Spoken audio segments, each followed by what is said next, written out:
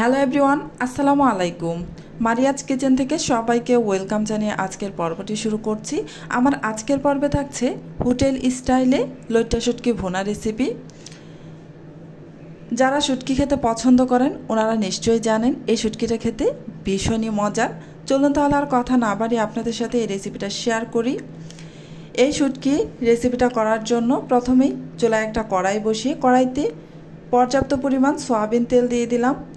এবার তেলটা গরম হয়ে গিয়েছে, এতে আমি দিয়ে দিব লইট্টা শুটকি। আমি এখানে 100 গ্রাম পরিমাণ লইট্টা শুটকি গরম পানি দিয়ে ভিজিয়ে রেখেছিলাম প্রায় 15 মিনিটের মতো। তারপর খুব ভালোভাবে ধুয়ে পরিষ্কার করে শিলপাটায় থেতো করে নিয়েছি। এবার আমি এই লইট্টা শুটকিগুলোকে ভেজে নেব, তাই তেলের মধ্যে দিয়ে দিলাম। প্রথমে লইট্টা শুটকিগুলো একটু ভেজে নিলে এই শুটকি থেকে বাজে যে একটা গন্ধ আছে সেটা আর থাকবে না। এই তো শুটকিগুলোকে আমি নেড়ে চেড়ে ভেজে নিচ্ছি।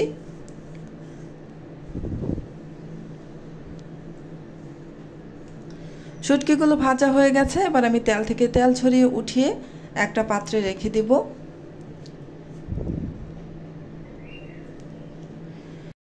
এবার এই তেলের মধ্যে একটি তেজপাতা, এক টুকরো দারুচিনি ও 2টি সাদা এলাচ। সাদা এলাচগুলোকে আমি একটু ফাটিয়ে নিয়েছি, দিয়ে প্রায় 15 সেকেন্ডের মতো একটু ভেজে নিচ্ছি।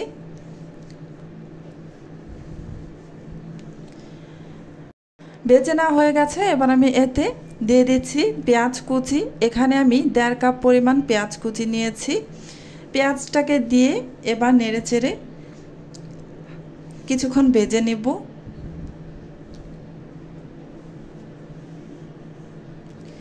পেঁয়াজের পরিমাণটা আপনারা চাইলে আরও কমিয়েও নিতে পারেন অথবা বাড়িয়েও নিতে পারেন। এই তো কিছুক্ষণ নেড়ে চেড়ে পেঁয়াজটাকে আমি ভেজে নিয়েছি। এবার আমি এতে দিয়ে দিব 1.5 চা চামচ রসুনের পেস্ট আর 1/2 চা চামচ পরিমাণ আদা পেস্ট একসাথে নিয়েছি, আর জিরা পেস্ট নিয়েছি 1 চা চামচের 3 ভাগের 1 ভাগ। এবার আদা রসুন আর জিরাটাকে সামান্য সময় একটু ভেজে নেব, প্রায় 30 সেকেন্ডের মতো। ভেজে নেওয়া হয়ে গেছে, এবার আমি এতে দিয়ে দেব গুঁড়া মশলাগুলো। এখানে নিয়েছি 1.5 চা চামচ মরিচের গুঁড়া, 1/2 চা চামচ করে ধনিয়া ও হলুদের গুঁড়া আর স্বাদ মতো লবণ। এবার সামান্য একটু পানি দিয়ে দেব মশলাটাকে খুব ভালোভাবে কষিয়ে নেওয়ার জন্য। পানিটা দিয়ে একটু নেড়ে চেড়ে ভালোভাবে মিশিয়ে নিচ্ছি।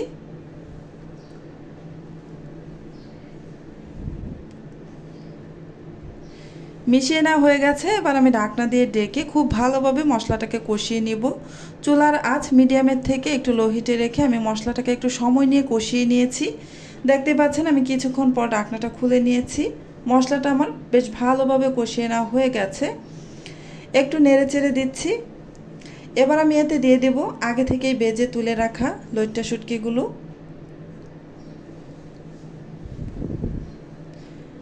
সাথে দিয়ে দিচ্ছি আস্ত রসুনের কোয়া 1/3 কাপ পরিমাণ। রসুনের পরিমাণটা আপনারা চাইলে আরও বাড়িয়েও নিতে পারেন। এবার আবারও নেড়ে চেড়ে একটু মিশিয়ে নিব। মিশিয়ে নেওয়া হয়ে গেছে, এবার আমি ঢাকনা দিয়ে ডেকে 2 মিনিটের মতো কষিয়ে নিব, চুলার আঁচ একদম লো হিটে রেখে। এই তো 2 মিনিট পর ঢাকনাটা খুলে নিয়েছি। 2 মিনিট পানি দেওয়া ছাড়া এমনিই কষিয়ে নিয়েছি চুলার আঁচ লো হিটে রেখে। এবার আমি এতে কিছুটা পানি দিয়ে দিচ্ছি খুব ভালোভাবে এই শুটকিটাকে কষানোর জন্য। এখন ঢাকনা দিয়ে ডেকে কিছুক্ষণ কষিয়ে নিব। কিছুক্ষণ পর ঢাকনাটা খুলে নিয়েছি। মাঝখানে আমি অফ ক্যামেরায় আরও 2-1 বার নেড়ে চেড়ে দিয়েছিলাম। বেশ ভালোভাবে শুটকিটা কষানো হয়ে গেছে। এবার আমি 1.5 কাপ পরিমাণ পানি দিয়ে দিচ্ছি, শুটকিটা যেন খুব ভালোভাবে সিদ্ধ হয়ে যায়। একটু নেড়ে চেড়ে মিশিয়ে নিচ্ছি।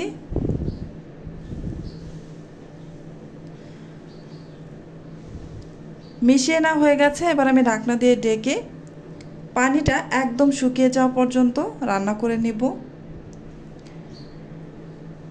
এই তো পানিটা প্রায় শুকিয়ে এসেছে। এবার আমি এতে কয়েকটা কাঁচামরিচ দিয়ে দিচ্ছি। কাঁচামরিচগুলো আমি আস্তই দিয়ে দিলাম। আপনারা যদি আরও জাল বাড়াতে চান তাহলে কাঁচামরিচগুলো ফালি করে দিতে পারেন। এবার নেড়ে চেড়ে আরও 2 মিনিটের মতো রান্না করব, যেন এক্সট্রা কোনো পানি না থাকে, একদমই পানিটা শুকিয়ে গিয়ে তেলটা ছেড়ে দেয়। এই তো আরও 2 মিনিটের মতো রান্না করেছি, এক্সট্রা পানি একদম শুকিয়ে গিয়েছে আর তেলটা ছেড়ে দিয়েছে। এবার নামিয়ে নিব। আজকের এই লইট্টা শুটকি বোনা রেসিপিটা আপনাদের কাছে কেমন লেগেছে কমেন্টের মাধ্যমে জানাতে পারেন। আজকের মতো এখানেই বিদায় নিচ্ছি, আবারও চলে আসবো অন্য কোনো দিন নতুন আরও একটি রেসিপি নিয়ে। আপনারা অনেক বেশি ভালো থাকবেন, সুস্থ থাকবেন। আল্লাহ হাফেজ।